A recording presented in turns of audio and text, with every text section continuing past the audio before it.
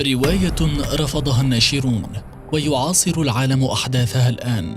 كتبت قبل عقد ونصف من الزمن، تنبأت بظروف الحياة تحت وطأة وباء فتاك لتثبت أن الواقع أغرب من الخيال أحيانا. الإغلاق التام، لوك داون.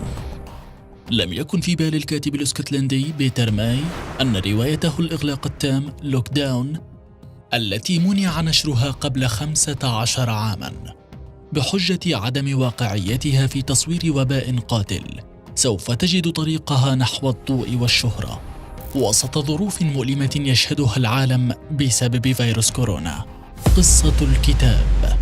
تسرد الرواية وقائع جائحة قاتلة تسبب الخراب في جميع أنحاء العالم، ويتخيل كاتبها لندن كمركز تفشي عالمي.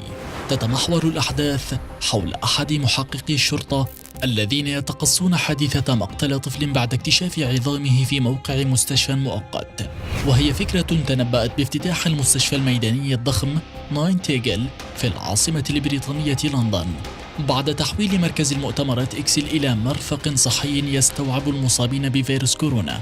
لم تكن القصة مبنية بالكامل على خيال المؤلف، إذ استند إلى وثائق التأهب للجائحة البريطانية والأمريكية من عام 2002 لجعلها واقعية قدر الإمكان. ورغم الاختلاف الكلي بين إنفلونزا الطيور والفيروسات التاجية، فإن سيناريو الإغلاق بالرواية يقترب مما يحدث حاليا، إذ يعزل ملايين الأشخاص أنفسهم لمنع الفيروس من الانتشار. رفض وإلهام معجب.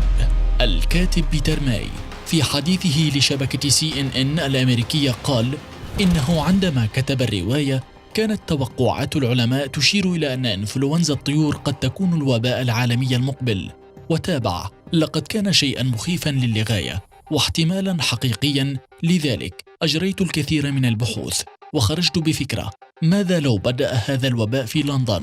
ماذا يمكن أن يحدث لو أغلقت مدينة مثل هذه بشكل كامل؟ قبل سنوات وبعد رفض الناشرين، وضع ماي الكتاب على الموقد الخلفي ونسي في النهاية أنه كتبه.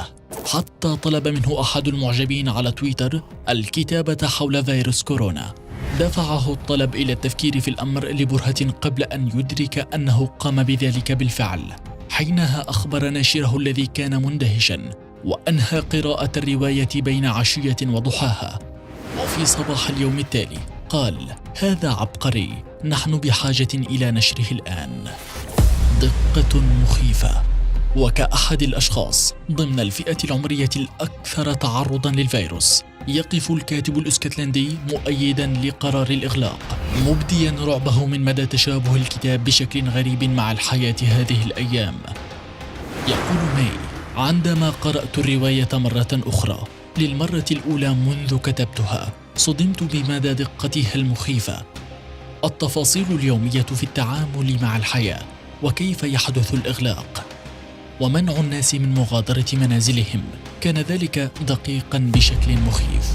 يباع كتاب الإغلاق التام رقميا في أمازون بريطانيا بتنسيق كيندل، وسيكون متاحا ككتاب ورقي ومسموع نهاية شهر إبريل نيسان الحالي. ترى هل قرأتم أعمالا مشابهة تحاكي الأوبئة والكوارث؟ اقترحوا لنا أعمالا لتكون موضوع حلقاتنا القادمة.